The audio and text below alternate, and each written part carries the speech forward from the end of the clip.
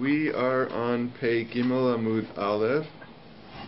We are a number of lines down because we went through a bit of the Shaklavitari yesterday. We were 1, 2, 3, 4, 5, 6, 7, 8, 9 lines down BAYT. So just to back up for 1 second to set the stage for today, we appeared to have a machloket Tanaim in terms of whether Avodah Zarah that the Rabbanan established that it has Tumah, whether it has the Tumah of a Nida or it has the Tumah of a Sheretz. And on the surface of it, it appeared that Rabbi Akiva is suggesting it has the Tumah of a Nida, and the Chachamim are suggesting it has the Tumah of a Sheretz. The nafkamina is by masa, by carrying, which would apply to a nida but wouldn't apply to a sheretz. So we saw though that there was a machloket imuraim as to how to understand this machloket tanaim. That we saw that Rabbah held that since the pasuk makes an association to both avodah zarah and to both nida and sheretz, that the Chachamim would agree with Rabbi Akiva that there is Tumat Masa, but the only thing they disagree about is whether there's Tumat Even Misama, which is a placed rock, which Rabbi Akiva would hold that Avodah Zarah is Mitameh like a Nida would in that situation, and the Tanakama holds that no, because it's like a sheretz, and a sheretz obviously isn't mitameh by that. Then we saw that Rebbe Eliezer seemed to explain the machloket more along the simple lines that we understood it, that that when it comes to an Even Misama, they all agree that it's not mitameh by Avodah Zarah, and the only question is by Masa, which is like the middle category that we're talking about, that by Masa, Rabbi Akiva holds that Avodah Zarah is like a Nida and it's a Mitameh b'masa, and the Tanakama holds that Avodah Zarah is like a Sheretz and it's not Mitameh b'masa. So the first part of today we're going to be trying to see if we can find any proof that seems to lend itself to either one of these interpretations. Now remember that the bone of contention is whether Avodah Zarah is Mitameh b'masa. According to Rabbah, everybody agrees that Avodah Zarah is Mitameh b'masa, and according to Rebbe Eliezer, it's only Rabbi Akiva that insists that Avodah Zarah is Mitameh b'masa. Okay, so here we go. We're on Pei Gimel Amud Aleph on the 9th line. BAYT. So we quote a Braita, and this is a challenge to Rabbah. So Avodah Zarah kisheretz, u'mishamshea kisheretz. The Tanakama holds that Avodah Zarah is like sheretz, and its accoutrements are like sheretz. Rabbi Akiva Omer Avodah Zarah kenidnida u'mishamshea kisheretz.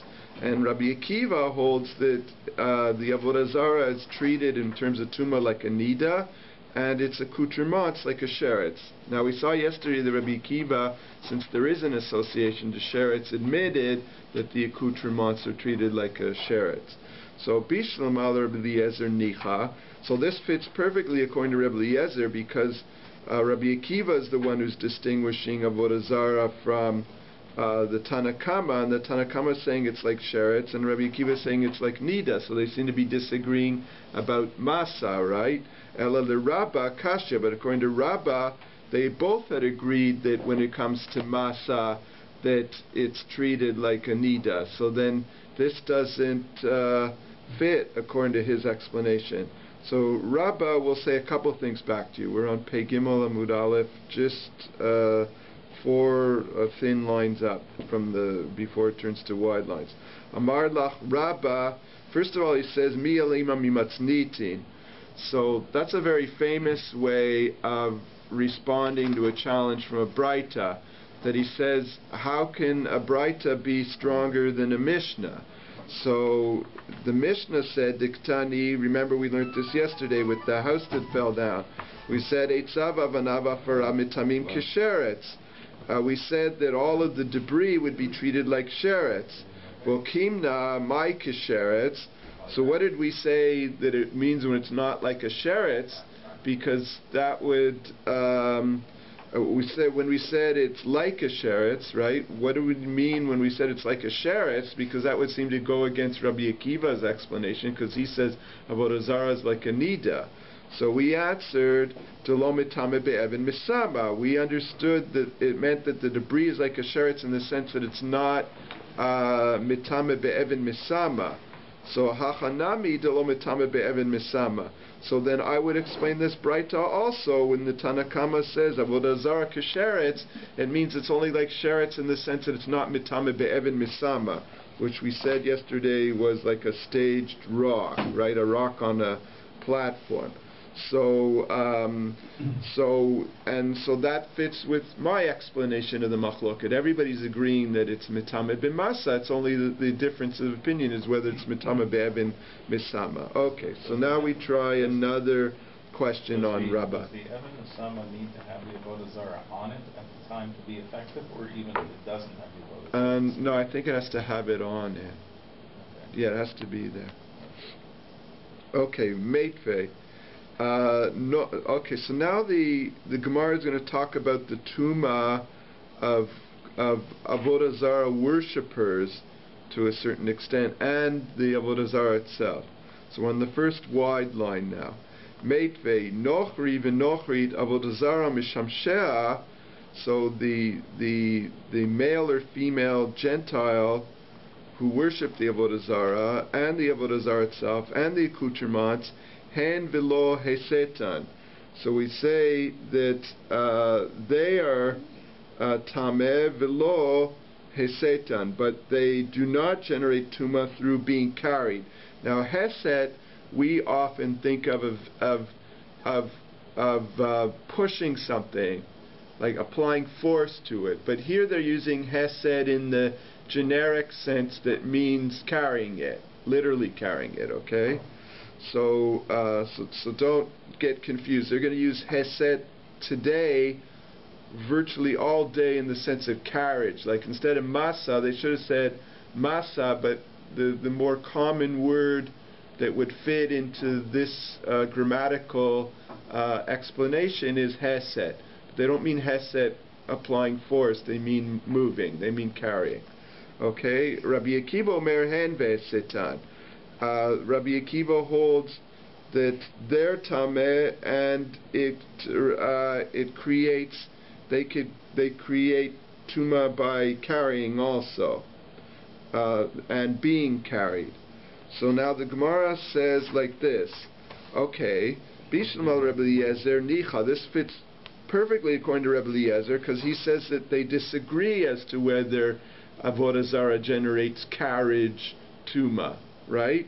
Ela l'Rabba kashya, but this won't fit according to Rabbah, because Rabbah said that everybody admits that there's carriage tuma by Avodah Zarah. So Amar lach Rabbah. So Rabbah says he's going to explain here that we have to completely restructure this Braita because it doesn't make any sense. So he says to him like this: Litamech nochri v'nochrit nami hen v'lo hesetan. Are you telling me that it's true that that by the idolaters themselves they are tameh, but they don't generate tumah by being carried? But that's not true at all. I'll show you. Vatanya, the Parsha says when it introduces the tumah of Zav, it says Daber el b'nei Yisrael v'gomer. So we learn from this b'nei Yisrael mitamim b'ziva ve'en nochri mitamim b'ziva. That midoraita, it's only Jewish people that can experience ziva, but not non-Jewish people.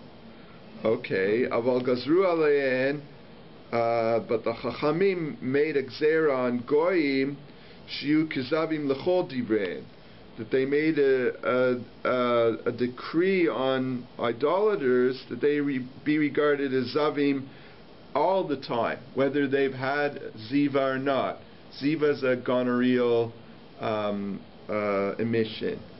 So this implies that the tumah of goyim, of avodah zarah, is the same as that as a zav.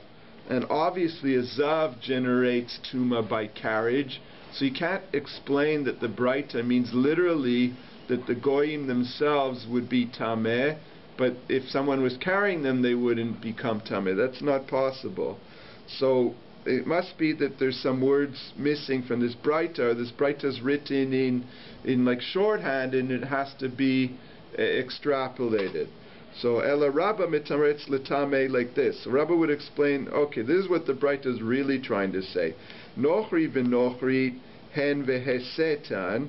So he's saying a goy, male or female Gentile, avodah zarah worshipper, they become tameh, and they are mitameh other people that carry them. Ve'evin misama, ve'evin misama shalem, and also they generate tuma by being upon a placed rock. Okay, like his explanation. Now, avodah zarah, the avodah zarah itself, he veheseta aval lo evin misama shala. The avodah zarah itself, now once again to his explanation, it generates tuma through its being carried,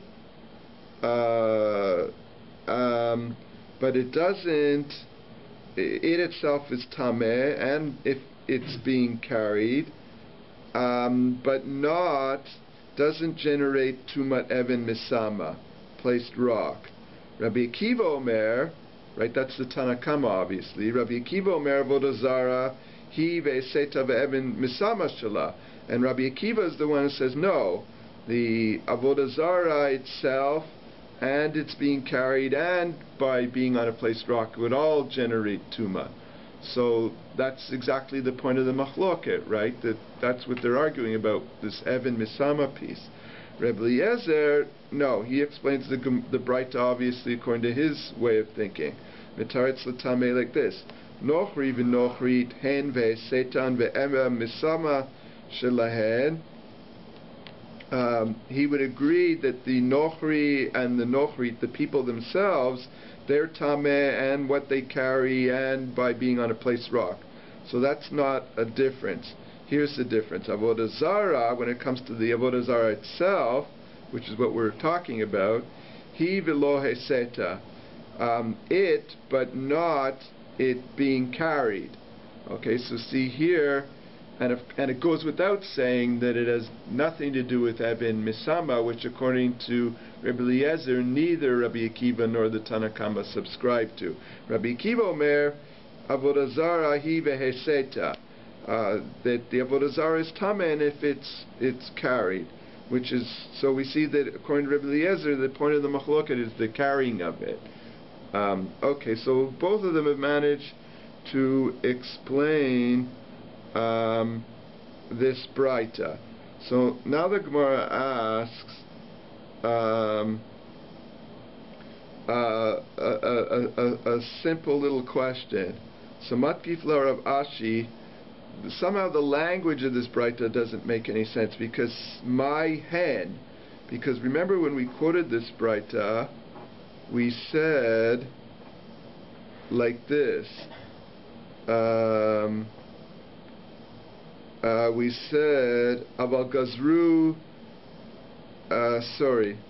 When we quoted this Braita, we said we keep on using the word hen here.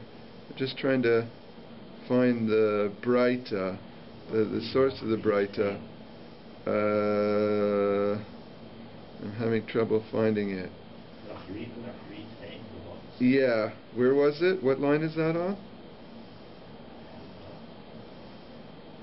Yeah, they seem to be dissecting it. Oh, okay, it was the Meitve. It was in the first wide line. We said Nochri v'nochrit avodah zarah mishamshen hen v'lo esetan, right? But the point is my hen, if we're talking about all of these spill down tumas by carrying it, by having it on a rock and all this, why would we have to tell you that it itself is tameh? Isn't that obvious? How could something that creates carriage tuma or or rock tuma, how could that be possible if the thing itself isn't tameh? So like then to say that the thing itself is tameh is redundant, right? It should have just said, oh, avodah zarah creates carriage tuma, or avodah zarah creates rock tuma, but it shouldn't have said the avodah zarah itself is tameh, because that's obvious. It's so obvious that like there's no point to say that. So it must be that there's something that's being added here, and the way that you dissected the Braita, you seem to constantly be referring back to the fact that the thing itself is tameh, or the person is tameh, or its accoutrements are tameh, but that's so obvious, right? The Hain seems to be referring to the list, because it's saying Nachri, then Nachri, Nachri, Meshem Shaz is fourth. Yeah, okay, so let's see how the Gemara answers, right? So you're on the right track. Ela Marav Ashti Hachi Kamar. So what he's trying to say, like you're saying, Alan, he's trying to parse it a little. He's saying like this: Nochri v'nochri ben hen shisitu et acherim uben acherim shositu otam tmeim. So they're saying that the hen is trying to explain that Hesed Tuma can come in two forms. It could be that the person is carrying another person, or it could be that another person is carrying that person, right? So that's why they have to keep on referring to the person himself as being Tameh, right? So when we say them, that's because we're parsing the Hesed into two categories. So what he's like trying to say is like this. He's saying a goy or a Jew or a non-Jewish male or female person, whether they carry somebody else or whether somebody else is carrying them, then they're tameh. Okay, so that's why he was saying them, hen, right? Okay, now avodah zarah sheisitu acherim torim. If the avodah zarah carried other people, then they're tahor, but acherim sheisitu otam tmeim. And if other people carry the avodah zarah, then they become tameh. Mishamshea ben hen shisitu et achirim uben achirim shisitu otam tehorim. And finally, the accoutrements of the avodah zarah, like the things that come with it, whether they moved other people or whether other people moved them, then they're tahor. And Rabbi Akiva learns it like this: Rabbi Akiva omer nochri v'nochri v'avodah zarah, right? That the non-Jewish people or the avodah zarah itself, because remember Rabbi Akiva is more severe, ben hen sheisitu achirim uben achirim sheisitu otam tmeim, whether they move others or others move them, then they're tameh. And mishamshea ben hen sheisitu achirim ben achirim sheisitu otam tmam tahori. And if the accoutrements, whether they move others or others move them, then they're tahor. So we see that Rabbi Akiva has added one more degree of tuma here, that if the avodah zarah moves a person, then that person becomes tameh. The Tanna Kama held not, right? Now, what's the obvious question here? Come on, everybody. I know it's something. Yeah, how does it move something? Even my wife caught that one. I asked her yesterday. Well, I thought it was funny, so I listed that out for her. I said, so what's the obvious question here? She says, so how's the idol moving anybody? It's an inanimate object, right? Okay. So he answers. So the Gemara asks that question, like, come on. It's early in the morning, but you're not going to get me with something as ridiculous. That's a ridiculous explanation, because avodah zarah bishlam achirim shisitu otam ishkachat la. Obviously, you could have other people carrying it. Ela hi shisitat achirim echim ishkachat la. How can the avodah zarah be carrying somebody else, right?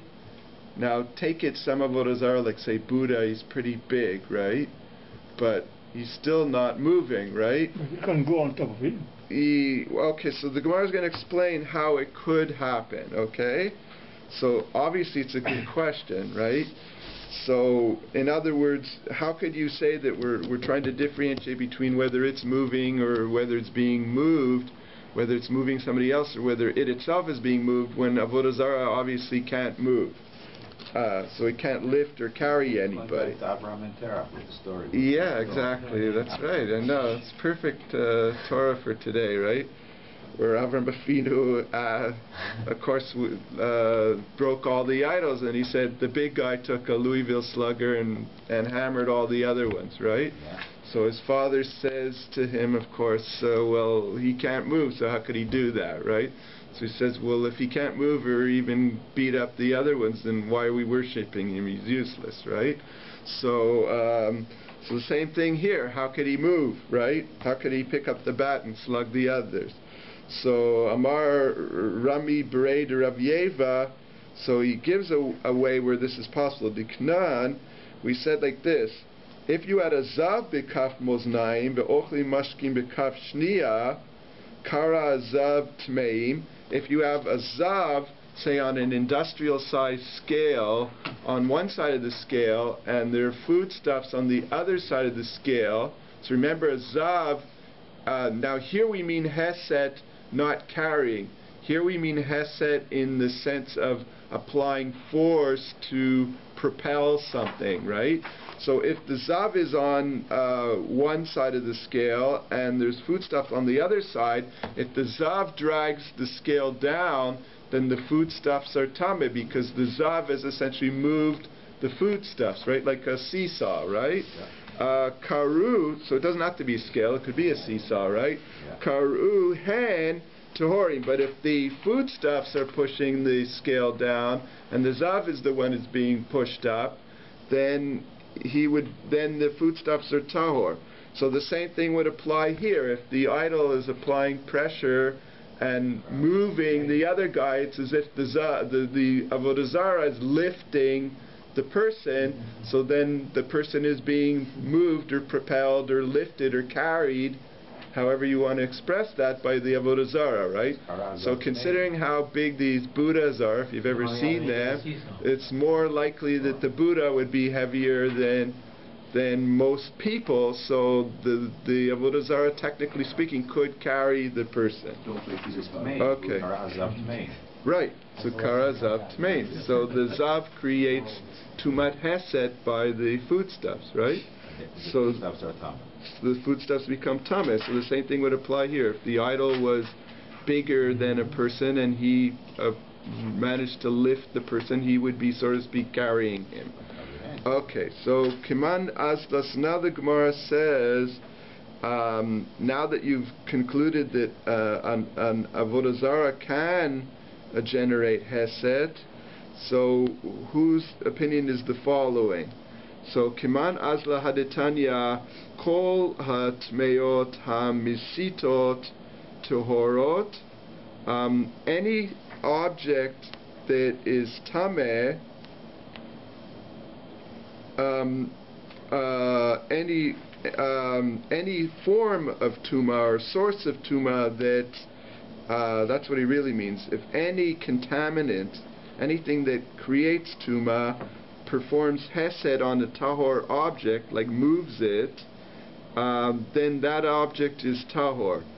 Chutz me'seto shel zav, except of course for in the situation of a zav, if he propels something, because we know that that's true. So shelo matzinu lo chaver b'chol Torah kula, because there's no other example of that anywhere else in the Torah. So lema de lo Rabbi Akiva. So this must be disagreeing with Rabbi Akiva. Dik Rabbi Akiva ikanami avodah zarah. Rabbi Akiva has suggested that avodah zarah is like a zav, and that it also creates tumat hesed or masa. So the Gemara says no, because remember, when faced with this sort of statement, Rabbi Akiva interpreted it like this: Afilu tema Rabbi Akiva tana zav v'kol dedamila. Rabbi Akiva is saying that zav is like a category. So within the category of zav, there's subcategories. Like avodah zarah is a category of zav. So if just because it says that zav is the only case doesn't mean literally that zav is the only case. It means anything like a zav, and we've already defined that avodah zarah is like a zav, so it would be the same thing. Okay, from here to the rest of the daf is much, much simpler. Okay, so we've done the heavy lifting, literally, right? Yes. With one person on the scale. But we did it ourselves. Yeah, we did it ourselves. Okay, now we get to the problem that we quoted yesterday. We quoted this twice yesterday. So finally, by Rabbi Chama Bar Guri, Avodah Zara yeshna levarim or ina levarim? Does Avodah Zara create tuma when it's disassembled or dismembered, or does it not? Right? So we saw that we had tried to use that yesterday within the drashot that we saw between Rabbah and Rebbe Eliezer to see if we could resolve this issue from their drasha, and then we tried to point out that if it was so obvious from their drasha, then why didn't he solve his problem this way? Okay, so we're past that. Now we're going to see the actual problem. So he gives two ways of looking at it. Hecha dehedyot yachol lachzira lo tibayalach de command mechuberet dami. So the first way of looking at the issue is, when we say it's disassembled, do we mean it's dismembered in a way that it's broken, it can't be reattached? Or do we mean it's like Lego and somebody took it apart and you can put it back together, right? So according to the first way of looking at this, if it's reassemblable, is that a word? That's an interesting word. Reassemblable, right? Reassemblable. Okay, very good. In other words, you know, you could give it to some kids and they can put it back together. It's not really broken. So then you would say that that's no different than if it's put together, because it's just detached for the sake of maybe packing it or shipping it, or maybe at night it goes to sleep and they take it apart, right? The issue is whether it's not easily reassembled, right? So, right, you need someone, you would need like a welder, or you would need, a sculptor, someone who's a professional, might be able to resolve this, right? So,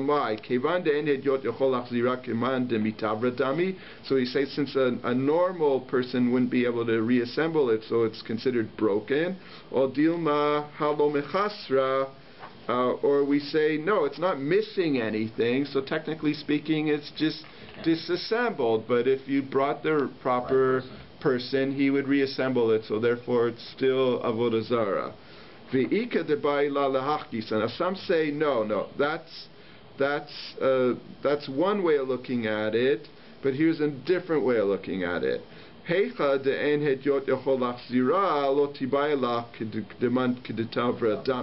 Where a simple person wouldn't be able to put it together, then you say it's trash, right? It's broken. It's not. You can't consider that to be whole.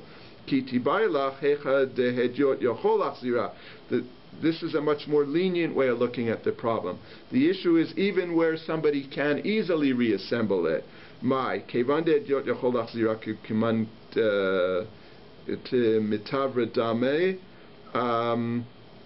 Do we say that,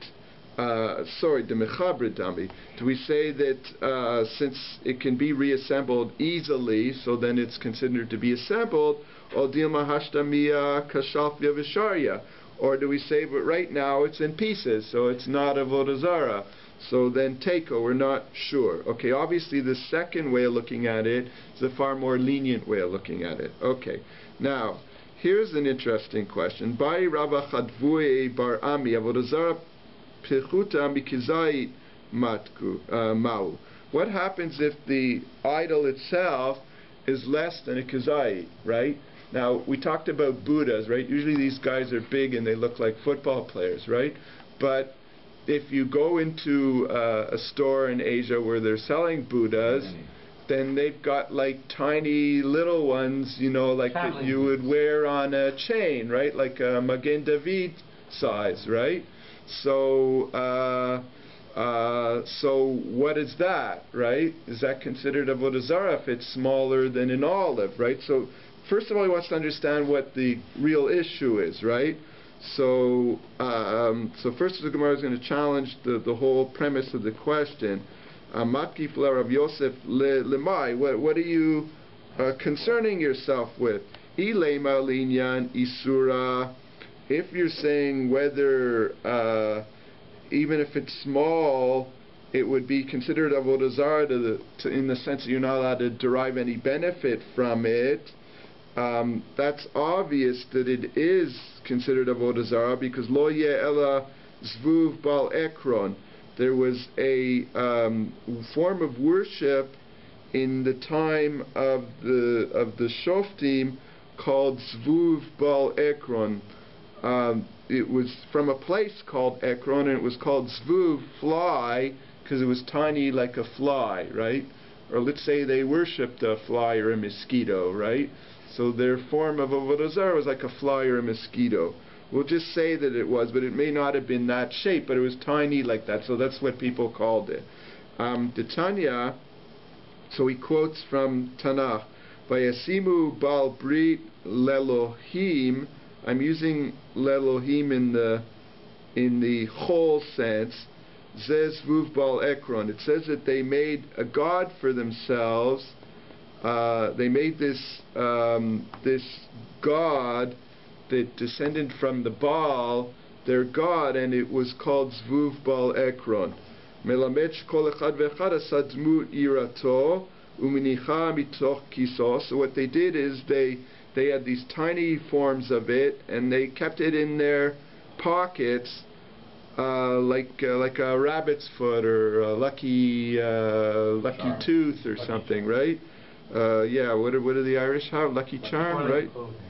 Kevan shezochra, and when he needed it, motzia mitoch kiso mechabkal minashkal, and he would take it out and kiss it and hug it and show endearment to it. So clearly, the fact that it's tiny doesn't take away from the fact that it's an avodah zarah, right? So his question can't be about whether it's a legitimate avodah zarah that we have to be concerned about. Ela linyan tuma. His question must be whether it can transmit tuma because it's small. So kevan de'itkash l'sheretz. Since it's like a sheretz, you could argue ma sheretz b'kedadasha. A dead sheretz transmits tuma even if it's the size of a lentil, so much smaller than an olive. So if avodah zarah nami b'kedadasha, so then any form of avodah zarah essentially could be mitameh, because anything is about the size of a lentil, right? All dilma ha itkash lemet, or we're saying that avodah zarah is also compared to a met, as the Gemara will explain in a second. Ma met b'kazait avodah zarah k'kazait. Just like a met transmits tuma only with a kazait, so avodah zarah would transmit tuma in a kazait. So he answers him, Amar of Avya Vitema Rababar Ula Tashma. Let's try and figure out Titania Avodah Zarah Pchutam Kizait. If you have avodah zarah that's tinier than a kizait, and ba tuma kol ikar, there's no tuma at all from this. And how do we know that? Shneemar, because it says when Yoshiyahu destroyed all the idols, vayashlechet afara el kever b'nei am. He ground it into dust and he threw it in the cemetery with the people that had worshipped it. So Ma'amet, so it seems to be linking the avodah zarah to the cemetery. Ma'amet b'kazait, avodah zarah b'kazait. So therefore you see that it would have to have at least the size of a kazait to transmit tuma, because remember the Rabbanan are the ones that created this tuma in the first place, and they linked it to a med. In this sense, it has to have a minimum amount. So the Gemara asks, we go back to Rabbi Elazar's interpretation, finally, just to close the door on all of this, of understanding the dispute between Rabbi Akiva and the Rabbanan. Rabbanan lemay hilchata itkash l'sheretz. So why did the Rabbanan hold that there's any comparison between avodah zarah and a sheretz? Delo mitama b'masa. That's what we said, that it doesn't create carriage tuma. Lenida deina levarin. They associated with the nida that it doesn't take on tuma if it's disassembled. Lemet delo mitame b'kedadasha. And so he's just summing up here. This is what we learned, right? I'm just repeating what we learned. And you said that it's compared now to a met, because remember, avodah zarah was compared to a sheretz, a nida, and a met. Now we've said, and it's compared to a met that it's not mitame. It's only mitame dilo mitame b'kadasha. That it's not like a sheretz to be mitame by a lentil. It has to be a kizait. Okay, so let me ask you a stupid question, he says. Why don't you learn these analogies in a more severe fashion? Ema lechumra, like this. Maybe when the Torah compares it to a sheretz, it means that it should be tameh even if it's the size of a lentil, like a sheretz. And lenida letumui be'evan misama, and like a nida, it should be mitameh by a staged rock, like Rabbi Akiva said. And aksha rachmana lemet letumui be'oil. And maybe we should add another category by the Avodah Zarah, that it's mitameh like a dead person, that it creates too much oil, that if you're in the same room with it, the whole room is tameh, the whole building is tameh, right? And if you're climbing on the roof of that building, you'd become tameh. So why didn't you learn these analogies? All of the analogies you learned were kulot. You could have learned these same analogies lechumra. So he says like this. Avodah Zarah derabanan hi v'kula v'chumra lekula makshinan lechumra lo makshinan. He said because the whole concept of Tumah by Avodah Zarah is only derabanan. So when the Rabbanan set the standards, they set them, since there are three analogies, they set them all on the Kula scale of each analogy. They didn't set them on the Chumrah scale of each analogy. Okay, that's a very common answer. Okay, we'll go through the next piece because it's so much simpler. Okay, Minayin l'svina. So remember we said all these Mishnayot start with Minayin. So Minayin l'svina shehi tehora shnemar derech oniyah belev yam. How do we know that a boat doesn't contract Tuma? Because a boat, the pasuk says the way of a boat is in the sea. So as the Gemara will explain in a second, we make an analogy. Just like the sea can't be contaminated, so a ship in the sea can't be contaminated. So the Gemara starts off by saying, Pshita oniyah belev yamhi. So obviously we don't need a pasuk to tell us that a ship is on the water, right? So it says no. So this is what the pasuk is trying to tell you. Ha kamash malan ki yam. It's like the sea. Ma yam tahor svina tahora. That just like the sea is tahor, so the ship is tahor. Tanya. Now that's one way of learning that a ship is tahor. Hananya brings a more classic that we've seen approached many times in Shas as to defining what can become tameh in the first place. Nilamda misak. Now, I don't see the pasuk here on the side because we don't quote the pasuk, and I don't think Rashi doesn't quote the pasuk. I only have it here in English. The pasuk, when it talks about Tuma, it says kli'et, it says a wooden utensil, or beged, or sak, right, or, right? So the pasuk gives us four things that can become tameh. A wooden utensil, but not pshute kli'et, like say something that was flat, wouldn't be, like a cutting board wouldn't become tameh, but like a wooden utensil, like say a spoon or a bowl. So it links a wooden utensil, a beged, or sak. So whether it's cloth, hide, or sackcloth, right? So we learn like this: Nilamda misak, ma sak mitaltel malev rekam, afkol mitaltel malev rekam. Just like a sack can be carried whether it's empty or full, like a shopping bag, so then anything that can be carried empty or full, except that would exclude obviously a boat because way too heavy to be carried, right?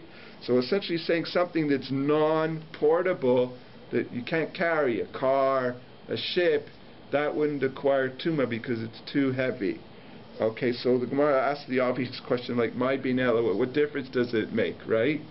So you learn it from yam or you learn it from sak. It makes no difference. You're saying the same thing, that a boat is too big to be considered something to be tameh, right?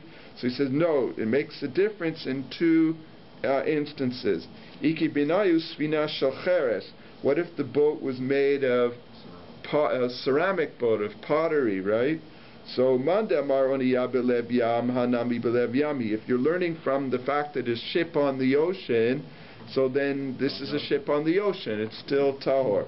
The mandamar kisak hanach dichdive gabesak dei mitaltelet maleverekan ini lo lo. Aval svina shocheres afogad vina mitaltelet maleverekan. That would still apply. In other words, what he's saying. But remember, the pasuk only said wood, cloth, hide, sack. It didn't say anything about pottery. So that criteria that has to be carried empty and full only applies to those four materials. But pottery isn't one of those. So then that would not be a criteria. So then you would argue that a pottery ship becomes tameh because it doesn't have to be carried. The fact that it's big is irrelevant if it's out of pottery. Or inami svinata yarden, or a little ship that you used on the Yarden. Let's call it a canoe, for example. Portage. Right? Right. So that's right. You're right. So a canoe. So it's not an ocean vessel. It's a canoe or a kayak or a tiny tugboat. Right? Leman de'amar oniya belev yam hi. If you're saying that it's a ship on the ocean, then it's still a ship on the ocean. But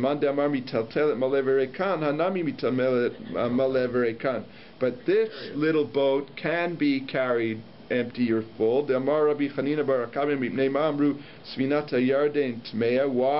does a boat on the Yarden become tameh? Because they portage, right? They carry it on land and then refill it and they put it back in the water. So you see that it is carried full and empty. So then it would meet the definition, even though it's wood, according to the second opinion. Amar Rabbi Yehuda. Okay, so now the Gemara brings some agadata. Amar Rabbi Yehuda Amarav lelamal yimna adam et atzmo beit midrash. Person should never be missing from the Beit Midrash, filu shachat, not even for a moment. Sharei kama shanim nishnet mishnah zu beit midrash. For many years we had learnt this mishnah that a little boat on the Yarden is tameh, but we didn't know the explanation. V'lo nigla tama ad sheba Rabbi Chananah ben Yakavia pirshan to Rabbi Yakavia explained that since it's portageable, that then it becomes tameh. But if you had missed that one moment, you would have never had that explanation. Rabbi Yonatan Omer, the Gemara gives another agadata lolamal yimna adam et atzmo beit midrash, and we divrei Torah afilu bishat mita. A person should always be studying Torah even at his point of death. Shneimar zot Torah adam ki yamut be'oel. That there's a linking between the word Torah and death. If someone's studying Torah, he can't die. That was the story with David HaMelech. Yeah. Well, at some point, the person though loses that ability to study, right? He heard the noise. He went out. All right. So it means afilu bishat mita teosek b'Torah. Up until your point of death, you should still be studying. Amarish lakish and divrei Torah mitkamim ela b'mishem mita tzmoleh. The Torah doesn't survive except for someone who kills himself over it. Once again, I'll bring, just to end off, the famous story. Rabbi Tav used to mention this story all the time. We've probably heard it many times. We used to say that he said that his mashgiach at Ner Israel explained this pasuk to him, that one time he was in the Beit Midrash. Remember back then people didn't have phones. There'd be like a public phone on the wall outside the building. So somebody called for him and somebody went into the Beit Midrash and found him, and he went out and he was going out of the Beit Midrash, and like every other Seder, the Rav says to, where do you think you're going? He says, I have a phone call. So the rabbi says, okay, so give me a second. And the rabbi went out, picked up the call, said Rabbi Tab is dead, or he said Baruch Tab is dead. He hung up the phone. So Rabbi Tab said, how can you tell the person that I'm dead? You know, what are you thinking? They're going to be worried. So he said to him, that's what the pasuk says. Zota Torah Adam ki yamut be'oel. When you're studying Torah, as far as everybody else is concerned, you're dead. Like you're not to be disturbed. You've got to be focused, right?